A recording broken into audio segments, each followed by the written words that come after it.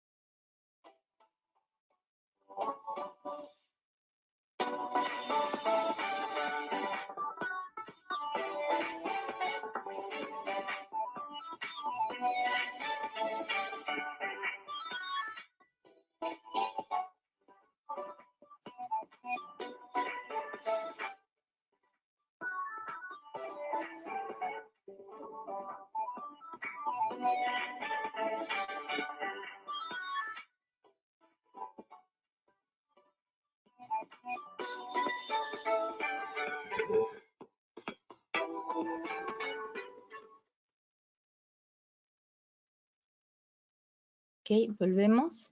Ese es un proceso que tuvimos en los inicios cuando empezamos con Provías Nacional. Todavía no teníamos muy claro lo que ahora tenemos en la actualidad, ¿no? En la actualidad ha salido hace unos pocos días ya una guía BIM emitida por el MEF, ya con los perfiles, ¿no? Hacia dónde se está guiando la norma a nivel nacional. Entonces, lo voy a mencionar en el camino, algunas cosas que he podido notar de la nueva guía, que también el día 24 van a realizar un evento. También lo recomiendo que puedan asistir. A ver, vamos a comenzar.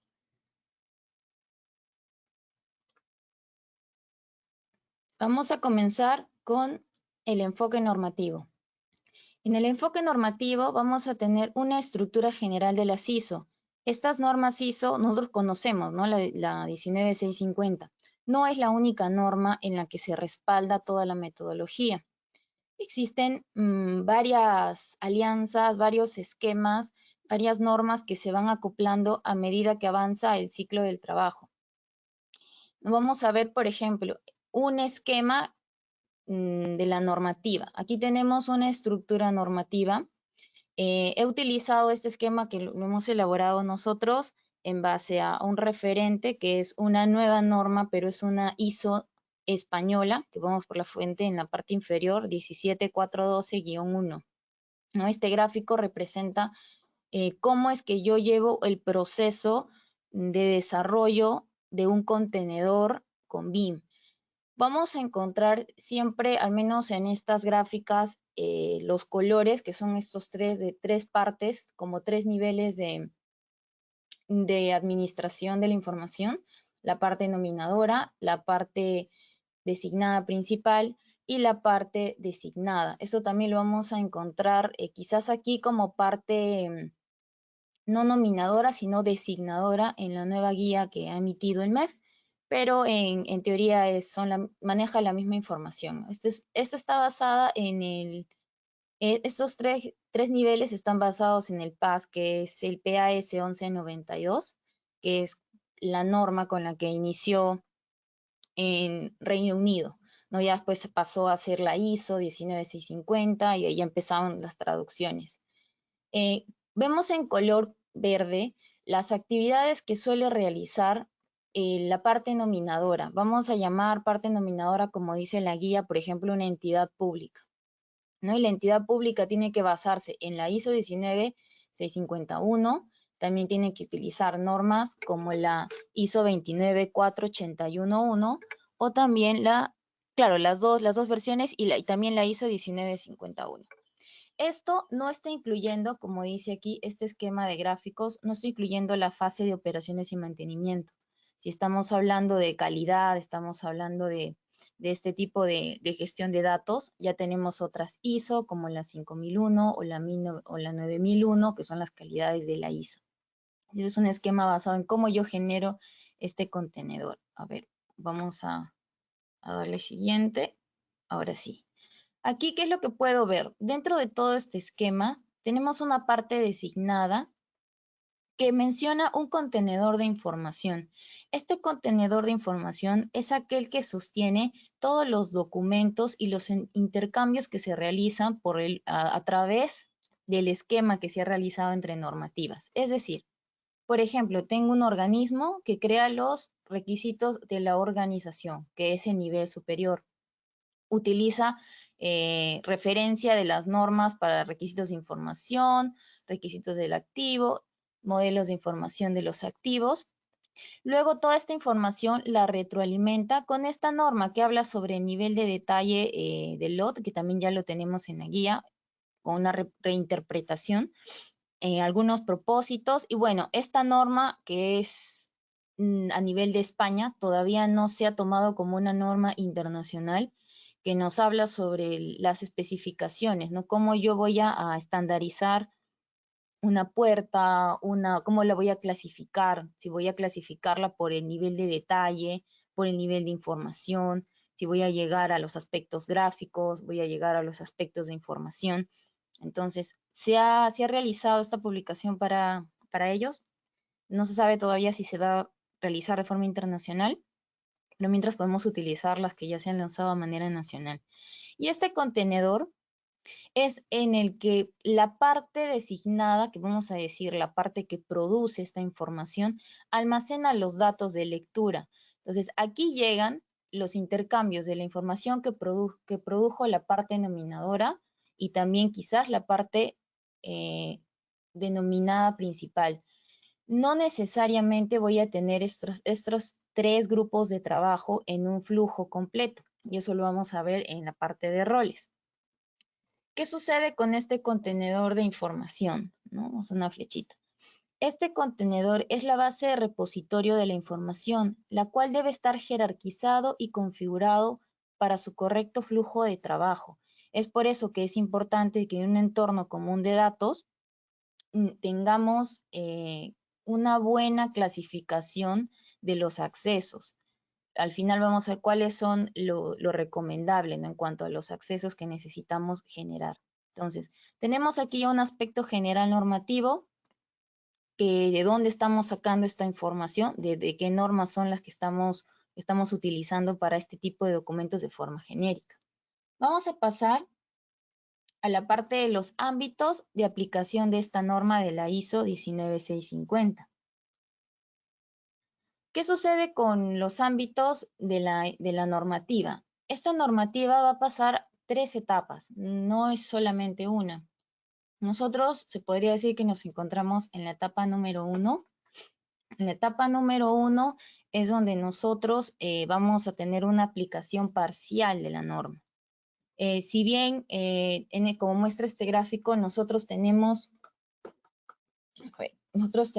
hacia la parte superior, de la izquierda hacia arriba, optimización de la gestión de los beneficios que tenemos para mayor beneficio de la colaboración. En esta etapa podemos ver que la parte del recuadro de la ISO no está completa. Estamos adoptando cosas parcialmente, ¿no? Nosotros, por ejemplo, tenemos, no es una norma que sigue religiosamente la ISO, tenemos adaptaciones también nacionales.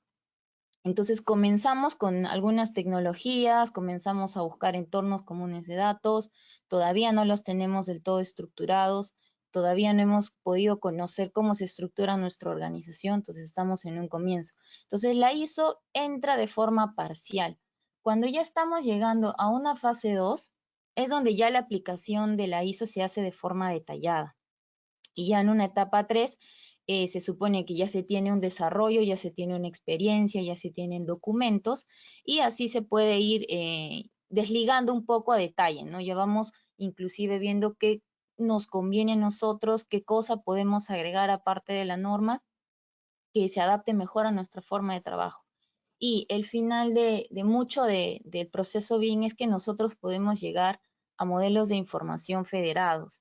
Este modelo de información federado es clave para el entorno común de datos, ya que si es que no trabajamos de forma colaborativa en un entorno compartido, vamos a perder metadatos y este modelo federado, llamado por ahí también algunos modelos as-built, si ya lo tengo completo o lo he llegado a completar en obra, entonces, este modelo federado es como un fin, ¿no? Un fin de todo el proceso de los proyectos. Entonces, a medida que vamos avanzando en las etapas de implementación, se busca contener información.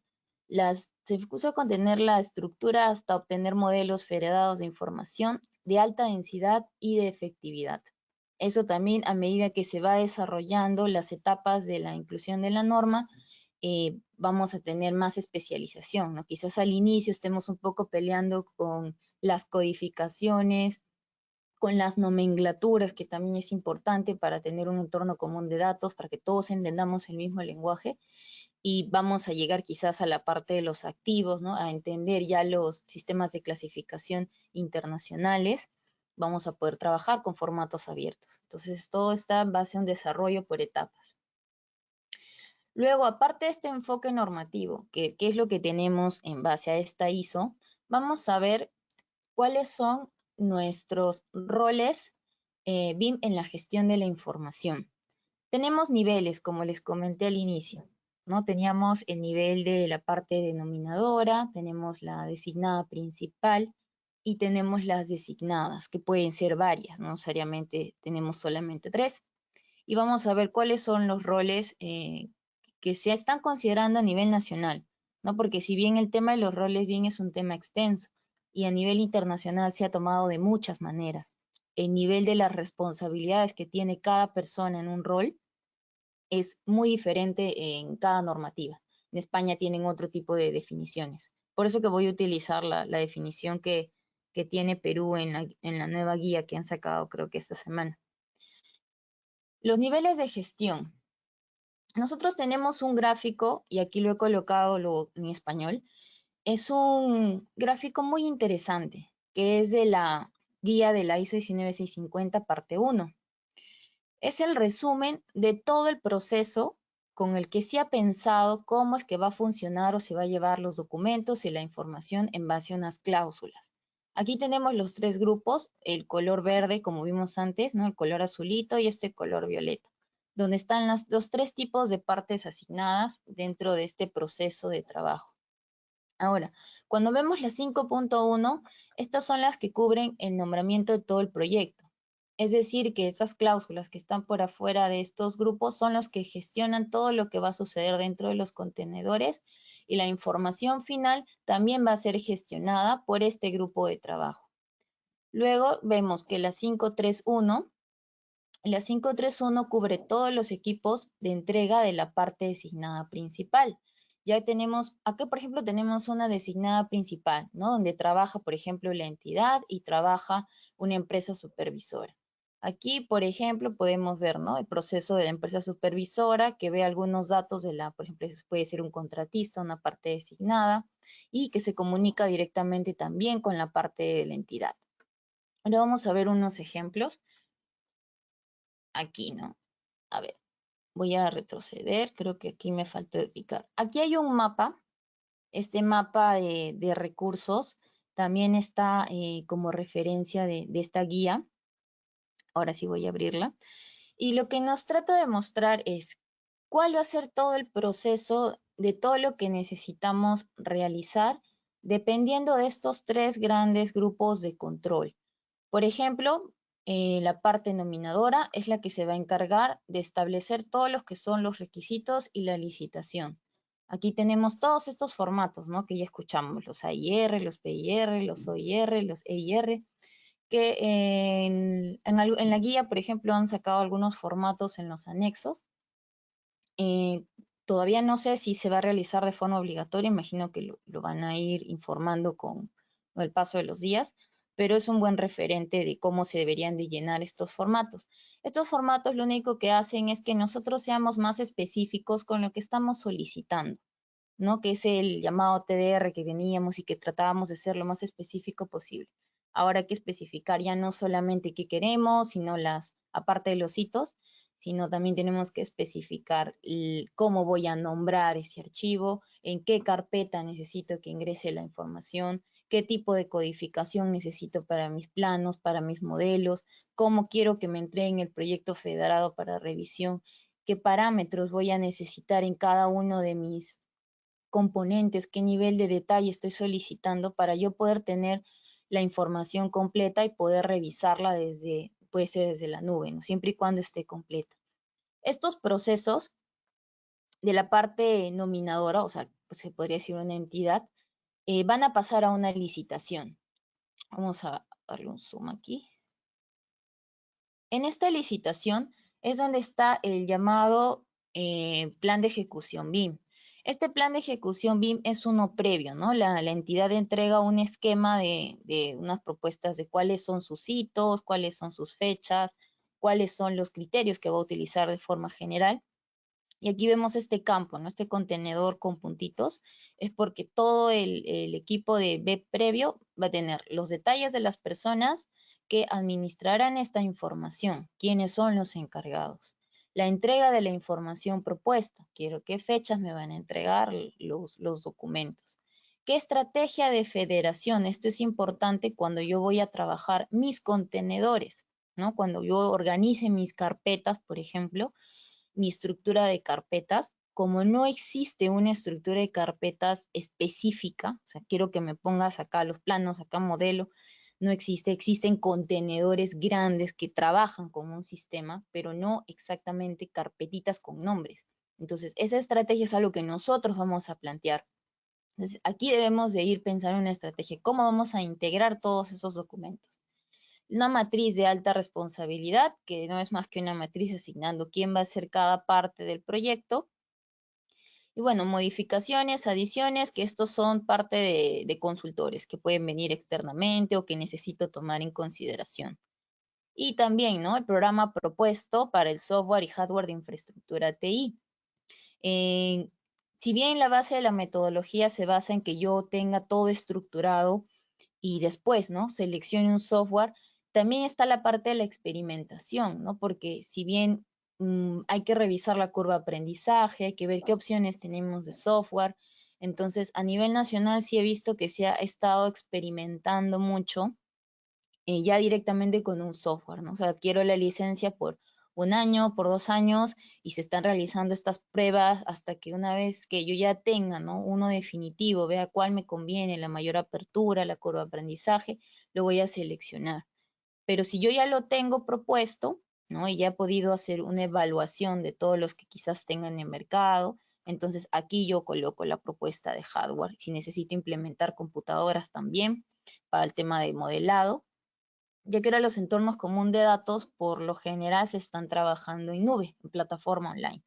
Y eso es algo que vamos a ver el 24 de junio. Tenemos algunas perspectivas, planes de movilización de riesgo. Todos estos ítems de color blanco son los que crea la parte designada principal que no progresan a recursos, es decir, que se quedan dentro de mi área de trabajo. Todavía no los extraigo como datos para poder pasarlos al contenedor del equipo que va a designar todo esto, o que va a supervisar el trabajo. También tenemos recursos, por ejemplo, aquí que son externos, que es el recurso generado para apoyar la respuesta. Tenemos evaluación de la capacidad de mi equipo de trabajo. Y aquí, por ejemplo, se manda cómo quiero implementar BIM, ¿no? Puedo comenzar incluyendo un equipo semilla con algún piloto, un proyecto, y en este equipo que está capacitado va enseñando a los demás, entonces voy a evaluar la capacidad de mi personal, qué personal de toda mi empresa está capacitado para adquirir este conocimiento nuevo, poder acoplarse, ¿no? Porque tenemos ese tema del proceso del cambio que no siempre se adapta a todo el personal. Entonces siempre vamos a tener estos pequeños elementos que sabemos que nos van a ayudar y podemos también evaluar, ¿no? Cuál es nuestra capacidad para recibir todo este proceso del BIM. Vamos a tener un prospectivo, vamos a completar cuáles son los recursos y una vez que hemos completado esto, vamos a tener como un resultado que se va a alinear a lo que nos está pidiendo en licitación. Estos recursos es donde yo ya revisé los requisitos de información, ¿no? Estos son estáticos porque estos son los que me da la entidad. Igual aquí, los requisitos de información de proyecto, los recursos compartidos, es información como un input que va a entrar en mi contenedor, en mi flujo de trabajo. Pero de este flujo de trabajo yo sí puedo ir procesando información final. Este web previo va a pasar a un web, ¿no? Llamamos hay un web de oferta, este sería el de oferta, este es el web de la parte denominadora.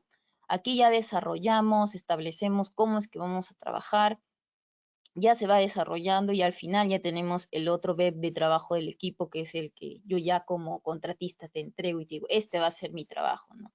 Y aquí es donde se desarrolla, por decir, el de oferta.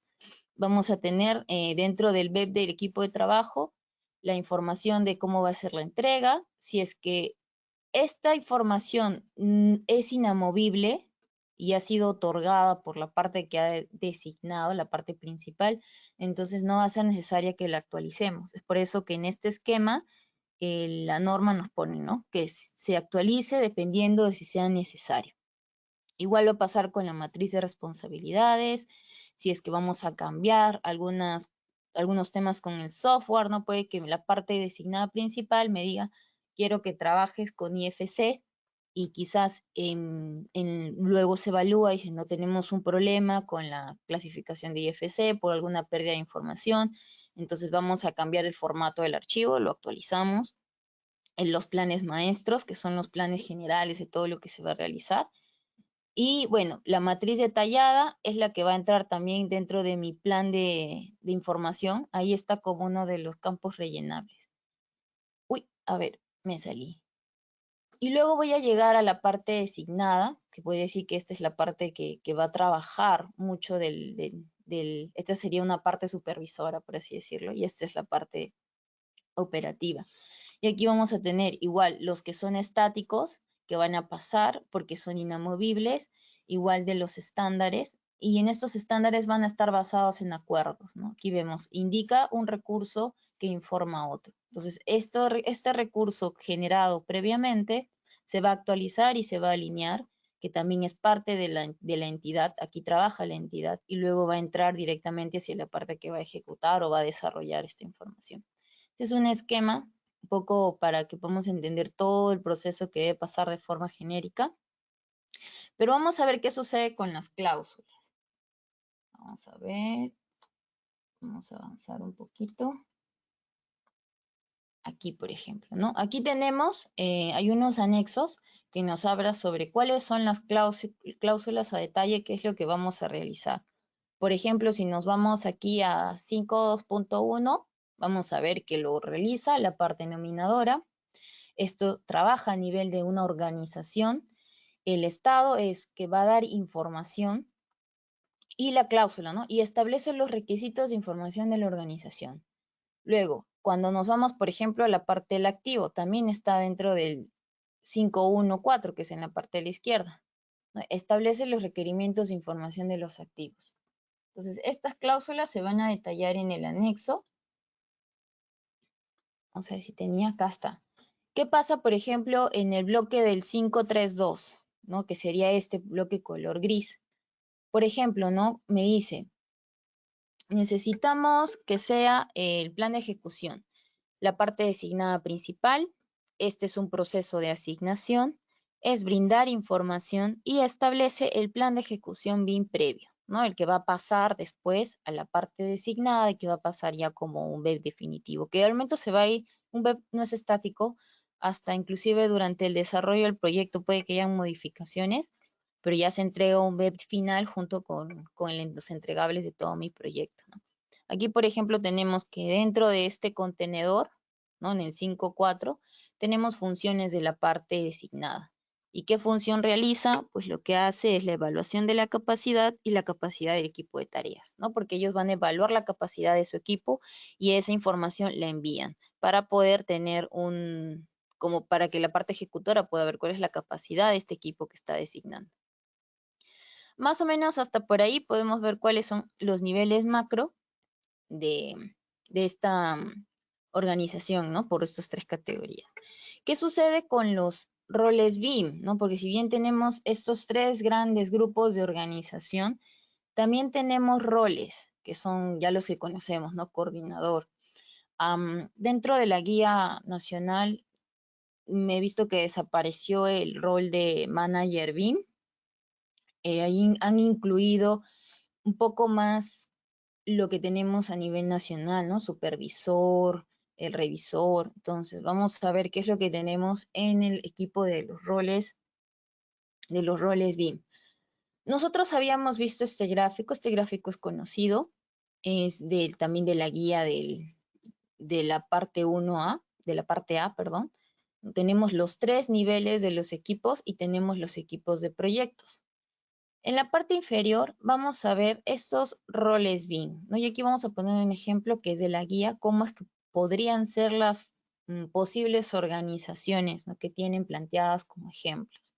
El líder BIM, ¿no? El primero. ¿Qué es lo que hace este líder BIM? Gestiona y diseña estrategias para la adopción BIM. ¿Qué es lo que realiza nuestro gestor BIM? El gestor BIM gestiona la información y es responsable de establecer los requisitos de información. Entonces, el día 24, cuando nosotros necesitemos ver en la plataforma, ¿no?, colaborativa, quiénes son los encargados de configurar los accesos a las carpetas, quiénes son los configurados de distribuir el tipo de información con el que se va a trabajar, pues tenemos que denominar a un gestor BIM. Antes de que me olvide, los roles no necesariamente es una especialidad. Yo puedo ser un arquitecto y a la vez tener el rol de gestor BIM, ¿no? Es como una actividad extra que voy a realizar. Puedo inclusive tener más de un rol. Quizás, por ejemplo, llego a ser un coordinador BIM y un modelador BIM, en caso de que yo necesite editar información, necesite configurar. Entonces, estos roles no son especialidades y tampoco es estático, o sea, no me quedo con un rol, inclusive puedo ir cambiando de roles. En la guía está publicada en la página del MEF, van a poder encontrar a detalle cuáles son las funciones que ellos están planteando a modo de versión 1, cuáles son las capacidades que debería de tener cada uno de estos perfiles. Vamos a continuar. Estaba con el gestor BIM. ¿Qué es lo que realiza un coordinador BIM en este grupo? La ejecución de los modelos de información, ¿no? Aquí el coordinador BIM, y esto quizás sí sea una apreciación personal, si por ahí hay alguien que está trabajando en el MEF, me disculpo, pero sí me parece que al coordinador BIM se le está dando bastante trabajo con el tema de las responsabilidades, ¿no? Ahora, también he visto que están clasificándose, no solamente hay un solo coordinador BIM, sino inclusive hay coordinadores por especialidad, ¿no? Que eso sí ya aligera un poco el trabajo, el coordinador de estructuras, coordinador de instalaciones, no sé si tengo algún tipo de equipamiento especializado, un coordinador, y todos van trabajando juntos como si fueran los jefes de equipo. Entonces, la idea es que cada uno de nuestros usuarios vaya participando en un círculo de trabajo. Ahorita, después de que mencione esto, voy a subir. Vamos a tener un modelador BIM. ¿No? El modelador BIM creo que es un punto conocido, que es el que desarrolla, ¿no?, la parte digital, la parte del modelo, o bueno, inclusive hasta si por ahí tengo planos, también desarrolla información. Este es el rol que se encarga de volcar toda la información que tenemos a un formato digital. Ahora, no es tan sencillo. Nosotros, al modelador BIM, siempre también le damos como que, ¿no?, que venga alguien conozca el programa y nada más eso.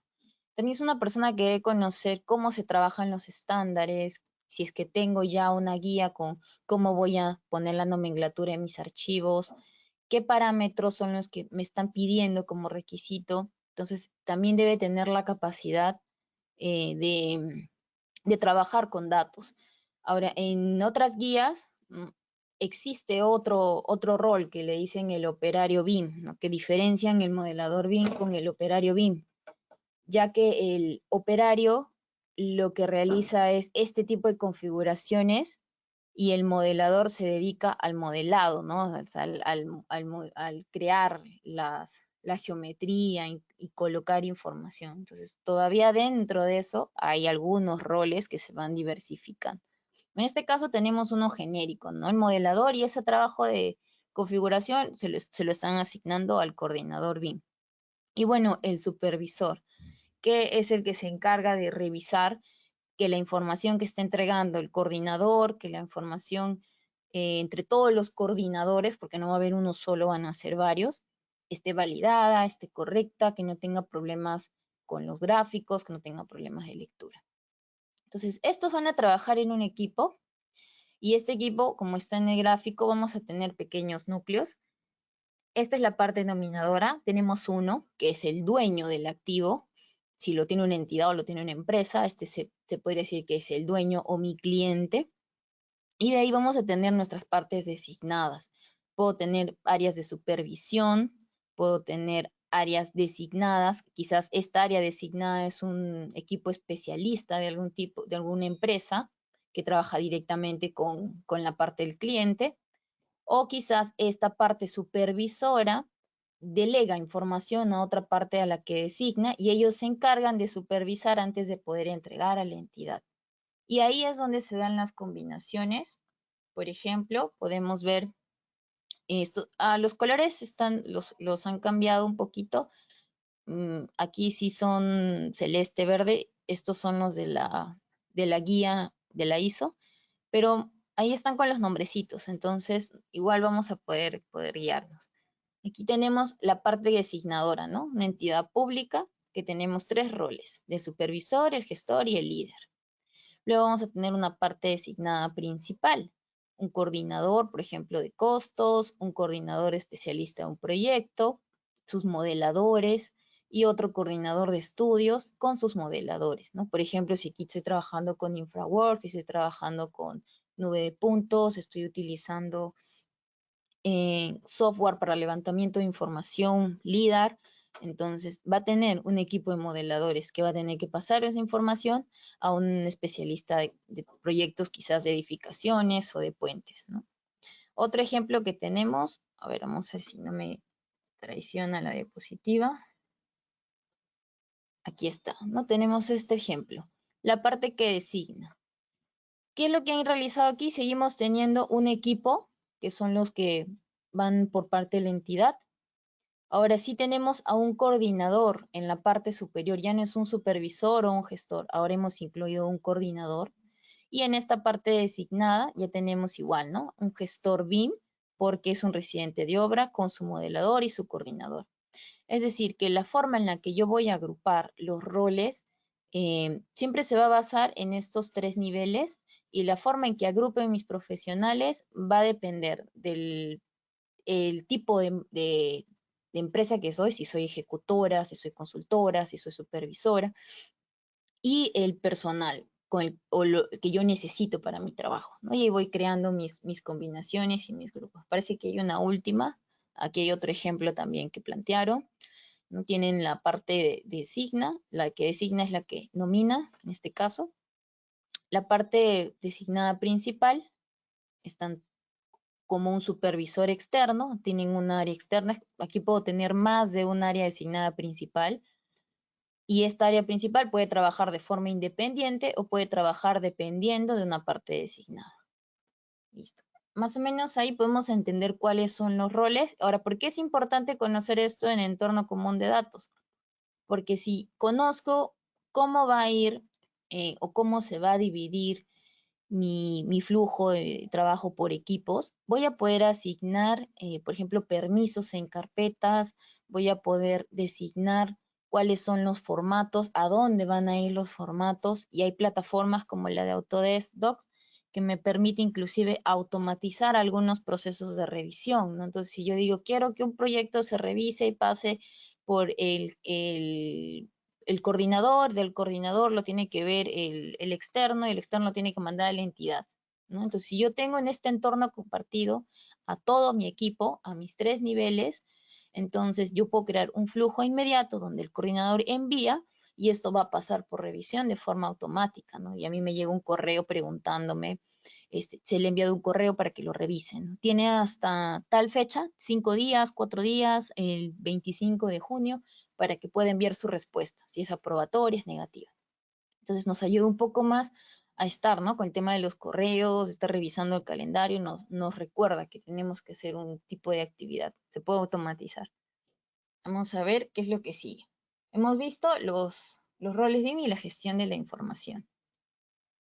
Vamos a pasar a la parte de la organización de los contenedores. En la organización de los contenedores tenemos una que es la organización ISO 19650, que es la que les comenté al inicio, que se basa en 4 grandes contenedores que cumplen distintas funciones, pero no necesariamente están respetando, ¿no? No me dicen qué carpetas necesito, qué tipo de información debería de tener. Si no me equivoco, hay una ISO especializada, ahora no tengo el nombre, que es de gestión de calidad, que ahí sí me mencionan qué es lo que debe tener cada carpeta, así a detalle. No es obligatorio, es solamente una guía. Si es que, por ejemplo, no sé por dónde empezar, qué tipo de información debería de tener en mis carpetas, hay una ISO. Por ahí en el chat también me pueden recordar, la busco y la comparto. Estos son los 4 contenedores.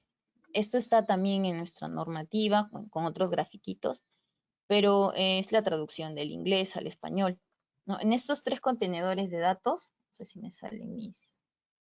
Ujú. En estos 3 contenedores, la información a organizar se va a realizar según las estrategias por la parte nominadora. Es la parte que va a decir cuál es la asignación, por lo menos hasta la parte publicado y compartido, porque el working in progress es algo muy de mi equipo de trabajo, ¿no? De mi team de trabajo. Entonces, estos son los contenedores principales. Aquí hay otros procesos interiores. Aquí no solamente se puede conectar un equipo de trabajo, puede haber otro working in progress, otro working in progress, y por eso es este esquema de contenedores, que ahorita lo voy a abrir. Y de estos 4, al menos estos 3 siempre están en un flujo continuo, ¿no? El cuarto es un tema donde yo voy a archivar mi información y voy a colocar ahí lo que ya está aprobado a forma de repositorio. Esto es importante porque un entorno común de datos no puede tener pérdida de información. No debería yo de poder borrar un proyecto o perder un proyecto entero porque ya se acabó, ¿no?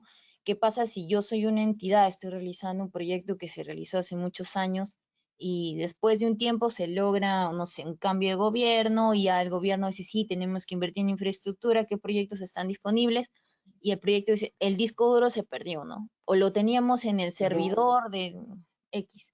Entonces va a ser un poquito complicado, ¿no? Entonces yo necesito tener siempre un repositorio, ¿Cómo estás? ¿Me puedes dar acceso? un repositorio importante para poder trabajar, tener siempre un banco de datos. Y esto también me cuenta cuando yo trabajo con un entorno común de datos donde me ponen un límite de espacio. Entonces, si este entorno común me da libertad de información y voy a conservar esos archivos por muchos años, entonces ya cumple con uno de mis requisitos para poder implementar esta metodología. Vamos a ver los esquemas de contenedores. Este gráfico es por parte del Biblius New Leicester Uses Beam Platform. En este gráfico vamos a hacer una especie de, vamos a entender un poquito cómo es que lleva la información para que yo pueda crear una estructura de carpetas, ¿no? Por ejemplo, mi parte de la entidad, ¿no? Este es el que va a dar los requisitos de información. Me va a enviar cómo es que yo necesito compartir estos archivos. Entonces me va a decir, no, necesito que clasifiques por código de especialidad, necesito que entregues ciertos parámetros porque a futuro quiero colocar temas de mantenimiento o información general, parametrados, no sé, nos van a dar los requisitos ellos en varios documentos. Esto va a entrar en información compartida. Y mi equipo de trabajo, por ejemplo, la parte designada, la que era de color morada, va a trabajar una especialidad. Digamos que ellos son los especialistas de levantamiento, ¿no? De información. Están trabajando con topografía, están haciendo estudios, están completando acá un modelo de información con georreferencia, y esto lo van a compartir en un archivo que se encuentra como un contenedor abierto, ¿no? Este es el contenedor abierto. Este es un proceso cerrado, o sea, ¿qué significa? Que la entidad, o si por acá tengo un intercambio de información de un supervisor, no entra directamente a mi working in progress. Entonces, esto es donde yo trabajo. Por eso les decía que si yo tengo un orden como empresa muy distinto al que se me está planteando por la entidad, yo solamente debo respetar lo que me está solicitando, ¿no? Ahora, si yo no tengo un sistema, puedo adaptarme al que me están planteando. Si yo tengo un sistema como empresas, porque esto del BIM ya tiene varios añitos, al menos en el sector privado, ya tienen un sistema y no tienen problema en adaptarse a cómo es la información de salida, la que se aprueba, pueden seguir trabajando con su propio flujo y estructuras. Vamos a tener también otro equipo. Vamos a poner edificaciones o infraestructura. Este equipo también va a trabajar su propia área de carpetas. Entonces vamos a tener una salida una vez que esté aprobada. Esta carpeta también la tenemos que tener ya con accesos hacia el encargado que va a revisar por parte de la entidad. Vimos roles. Entonces, si tengo por acá una entidad donde tengo un supervisor BIM, entonces a este supervisor BIM yo le tengo que dar este acceso a mi carpeta para el compartido. Ahora, esta carpeta compartida va a tener su propia estructura, ¿no? Va a tener, por ejemplo, la parte de los modelos, va a tener información de documentos, la forma en la que se va a rutear o cómo se va a clasificar, la puede designar la entidad, la podemos designar nosotros. No tenemos, al menos no lo vi a nivel nacional, algo que me diga por lo menos qué carpetas mínimas debo de tener por cada contenedor, ¿no? Todavía no lo he podido ver, por eso les comenté sobre esta ISO de calidad, no recuerdo la ISO ahorita el nombre, que sí me dice, ¿no? Cada carpeta debe tener archivos de documentación, cada carpeta debe tener un archivo de tal cosa. Ahí lo vamos a poder estructurar. Una vez que se autorice, ¿no? Ya se conectó la información de levantamiento, estudio, se conectó la información de infraestructura, vamos a tener la parte la autorizada, la parte que yo ya puedo publicar. Este publicado, por ejemplo, si estoy en obra, voy a estar en este Working in Progress. Digamos que yo ya tengo una información como un modelo as-built, porque ya hice la ejecución, ya realicé la actualización dependiendo de los cambios que he estado haciendo en obra junto con lo que tengo en mi modelo. Este modelo, una vez que se aprueba, yo lo archivo. Lo archivo como que el primer modelo, ¿no? Que estoy entregando. Y aquí ya puede pasar a la parte de la fase de operación y mantenimiento. Por eso es que aquí tenemos que hacer la referencia al 1192.2, que se podría decir que es la ISO 19651, y aquí tenemos el PAS 1192, que ya es la ISO, me parece que es la 2, es la ISO 19552, donde habla sobre gestión de activos, operación y mantenimiento, y ya incluye otras normas, ¿no? Y aquí van a tener otro flujo de trabajo, van a tener la información que entra, quizás acá tenemos solo la parte de infraestructura, georreferenciación, y vamos a tener un input quizás de la matriz de mantenimiento, cómo es que el software de mantenimiento que tienen sus fechas, ¿no? Tienen sus códigos para mapear. Entonces, esa información va a entrar y va a comenzar otro flujo de trabajo, y esa información es la que necesita ser verificada y entregada a la carpeta, que es la entidad, el que es el dueño del activo y el que se encarga de los activos. Este es más o menos el flujo de cómo se va a mover la información a nivel macro. Entonces, sí es requisito que se vaya pensando cómo se va a mover la información, qué tipo de estructuras de carpetas tendría, porque en un entorno común de datos yo puedo crear mis plantillas. Entonces, tengo ya mis plantillas de carpetas, y cada proyecto que yo voy a sacar, ya no tengo que estar creando todo de nuevo. Entonces, ya automáticamente ya trabajo con la misma estructura, proyecto tras proyecto. Y vamos a ver la parte final, que es las consideraciones para un entorno común de datos. En estas consideraciones, ¿qué podemos ver? ¿No? Aspectos principales. Necesitamos ver que sea accesible, según las reglas establecidas por el gestor de la información. Si el gestor de la información es la entidad, ellos tienen que revisar que la información sea accesible. ¿A qué me refiero? Que si, por ejemplo, yo soy de otra empresa de aire acondicionado y necesito ver la información que está actualizada de la edificación, yo me encargo de actualizar los equipos, de codificarlos, de revisar que se haga la compra, y no voy a poder ingresar al share, que es la carpeta compartida, a la parte donde se están colgando los modelos federados, y no puedo tener la actualización, ¿no? Entonces, ahí el gestor de información debe decir, no, ¿quién es el que necesita el acceso? ¿Cuál es el nivel de acceso que le voy a dar para lectura? ¿Va a ser editor? ¿Va a poder crear carpetas? ¿No va a poder crear carpetas? Eso lo vamos a ver en la sesión del 23, pero necesita ser, del 24, perdón, necesita ser accesible. Poder generar una trazabilidad de los metadatos, ¿no? ¿Cuántas veces ha habido la evaluación del versionamiento de ese archivo? ¿Quién lo ha publicado? Ahí también está el tema del autor, ¿no? Algo que no tenemos cuando trabajamos con estos entornos comunes simplificados como Drive o Word o con WeTransfer, ¿no? Perdemos mucho la trazabilidad de cuál es el cambio. Siempre estamos colocando contexto versión 1, versión 2, versión 3, acumulando archivos, y a veces es muy difícil encontrarlos. Entonces, si tenemos una trazabilidad de información, vamos a poder colgar un nombre, por ejemplo, ¿no? Estudios, y ver una lista de todo el versionamiento que se ha realizado, a qué hora se ha colgado, quién ha sido el responsable de actualizarlo. Vamos a tener que medir cuál es la interoperabilidad que tiene esta plataforma con otras, ¿no? Porque si bien son varios software lo que se están utilizando, tenemos una amplitud de formatos, hay casos excepcionales en los que no tenemos la capacidad de integrar directamente a las funciones básicas de mi plataforma. Entonces, aquí podemos usar APIs, ¿no? Que son estos aplicativos que se van a ir incluyendo a mi plataforma para poder o yo exportar esos datos o yo importarlos. Por ejemplo, hay un software Visagi, no me acuerdo ahorita el nombre Sigma 5D, ¿no? Que se utiliza para, por ejemplo, metrados y presupuestos. En Sigma 5D tiene un plugin que se conecta con el BIM 360 o Autodesk Docs, que están en este proceso de cambios, vamos a verlo al 23, y lo que hace es poder llevar toda la información de la carpeta a la que yo le he dado acceso y que el que esté realizando los metrados pueda jalar toda la info, ¿no?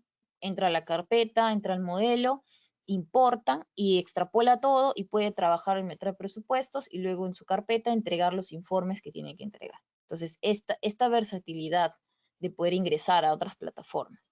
La conservación, ya que necesito recuperar los datos y actualización en el tiempo, ¿no? Si por error uno de mis gestores o supervisores que tienen acceso de edición a una de las carpetas borra una versión porque se equivocó, lo colgó con otro nombre, quiso volverlo a actualizar, lo borró.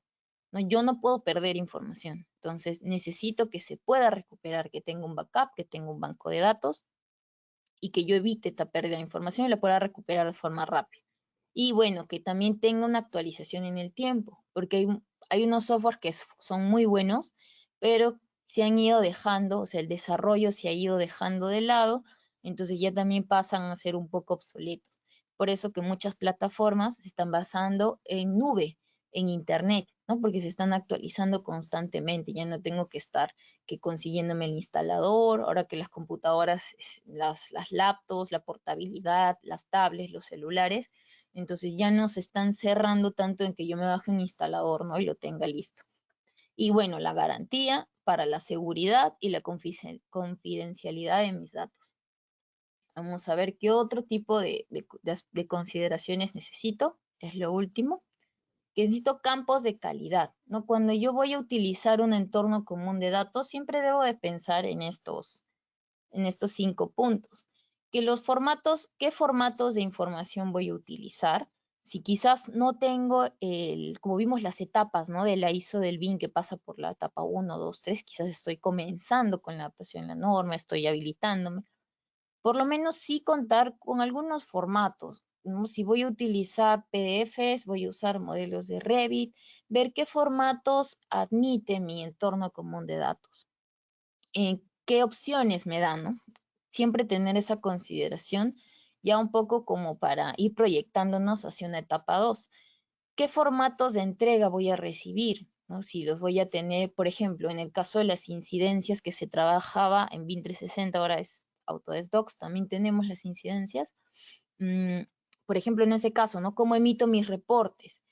Si bien la plataforma nos permite descargar una lista de todos los reportes de incidencia, ese puede ser un formato de entrega, ¿no? Pero quizás la empresa tiene un formato en Excel donde yo tengo que volcar todo lo que he descargado, todos los datos de la plataforma y ponerlos en el formato que se me está solicitando. Entonces ya es un doble trabajo, ¿no? Porque tengo que volcar información en PDF, tengo que anexar fichas. Entonces, ¿qué formatos voy a trabajar?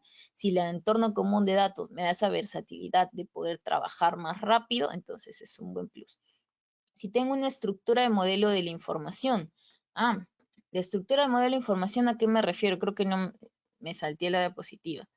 La estrategia de federación. Si voy a utilizar un esquema donde voy a colocar por especialidades y la voy a federar por especialidades, o quizás no tengo un edificio tan complejo en cuanto a que tenga 15 especialidades dentro, pero tengo un complejo muy amplio. ¿no? Entonces puedo inclusive sectorizarlo, trabajar por módulos, trabajar por sectores. Entonces, esta estructura del modelo de información a mí me ayuda para que yo pueda organizar mi entorno común de datos, ¿no? También es clave para que yo pueda poner mi estructura de carpetas y ver cómo voy a trabajar. Medios de estructuración para clasificar la información. Esto es un tema de nomenclatura. El nombre y los metadatos también. Si voy a respetar formatos de la ISO, voy a respetar nomenclaturas que yo tengo, voy a utilizar los que me está sugiriendo la norma nacional.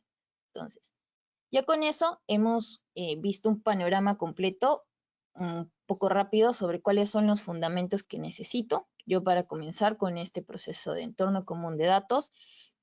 Aquí en la parte inferior derecha tenemos unos IQs, le voy a dar un zoom. Listo. Esto con su escáner de celular y código QR, por favor. El primero no es una evaluación, no los voy a evaluar, sino que al revés, ¿no? Me gustaría que evalúen qué les ha parecido esta charla. Me da la opción de colocar 2 términos, 2 palabras para nosotros conocer, ¿no? Si les ha gustado, les parece correcta, hay información que quizás no está muy clara. Y una pequeña encuesta. Esta encuesta es para que nosotros podamos hacernos las preguntas si estamos dentro de un entorno común de datos en la actualidad o no. Esos son datos que a nosotros nos van a servir como empresa. Y al final de esta encuesta, ahí hay una pregunta para que puedan dejar un correo electrónico para que se les pueda compartir el link de esta presentación. Entonces, ya con eso son las 4 de la tarde y hemos completado la agenda del webinar y vamos a comenzar con el evento vía WhatsApp. Entonces, imagino que ya Sara va a habilitar la participación. Sí, ya está habilitado, Katy. Ok, gracias. Sara, ¿cómo procede? Yo ya me desconecto solamente vía WhatsApp. Marcelino, ¿qué? Sí, así es. Sí, Ok. bueno, agradecerles a todos por la participación, por conectarse. De verdad ha habido muy buena acogida. Ya nos vemos a través del resolver todas las consultas. Recuerden de manera escrita y ya nos estamos conectando en la próxima sesión el jueves 24 a las 3 de la tarde. Gracias, Catherine.